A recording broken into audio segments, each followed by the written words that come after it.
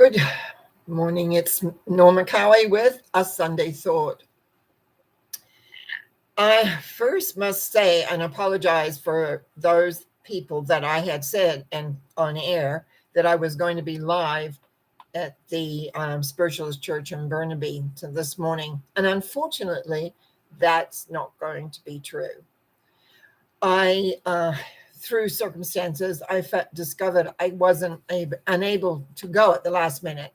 So I am here in my own place, and I will be here on video while I'm on Zoom for the service. I'll still be there but not in person. And that's really, really what I wanted to do and to be. And so now on to this morning's A Sunday Thought. I had kind of a big sort of description, so I'm going to kind of read that off.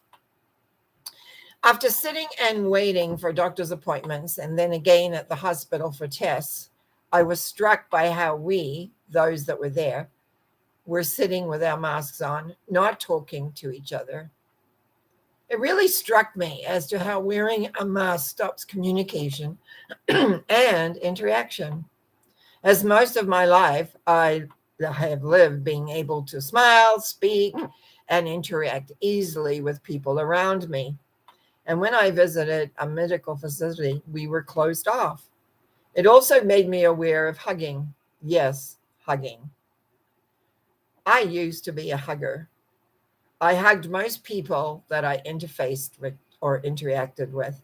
I was given small workshops that I even have, I meant to say, given more small workshops on the importance of hugging. And I realized I don't do much of that anymore.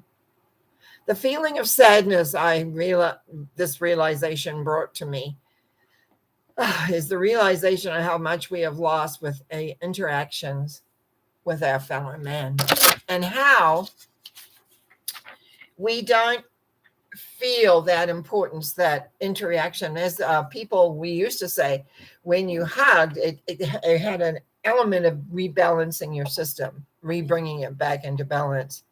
You know, I didn't hug every client I had that came in person, for sure.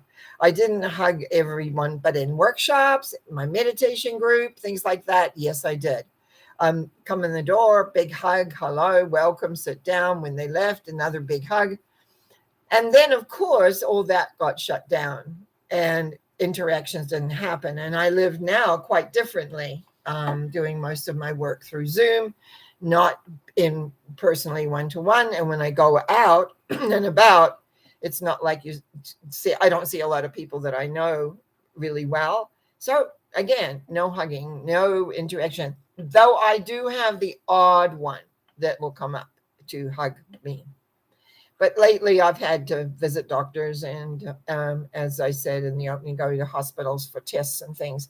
And it really struck me this last week where many of us sitting around, not sharing a smile, not sharing who we are, not sharing why we're there, anything. And just sort of you go in, sit down, then you do what you got to do, and you go and you leave.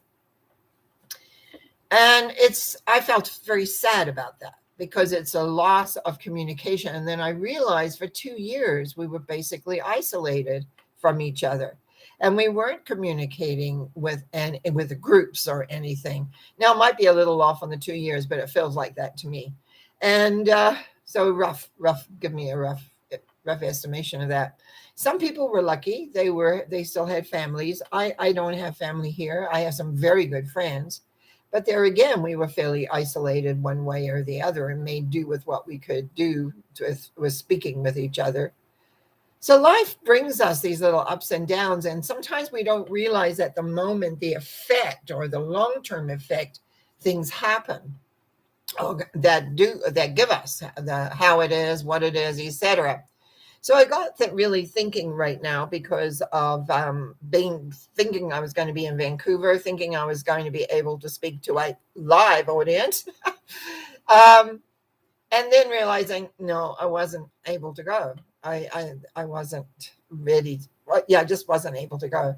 And then now having to change all my back to how am I going to do this again? I will be there in video form like here. I will be participating live, but it's not the same.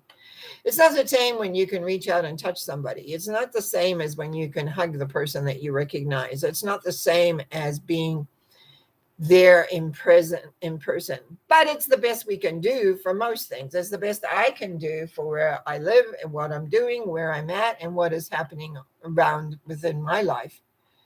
So we move on, we go on, and we do what we need to do. Communication is incredibly important. Learning to be honest, learning to state facts as they are, as you know them, although facts can change very quickly, as we have learned.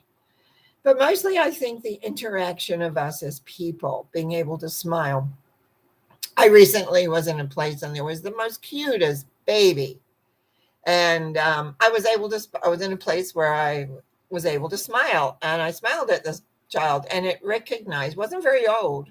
I was less than a year, but its little face broke up in this huge big grin as though saying, somebody's recognized me and there's another being. And and those are the joys that come when you see that. You see that happening, that little babies are smiling again and little babies are reaching out, going, like, hi, hi.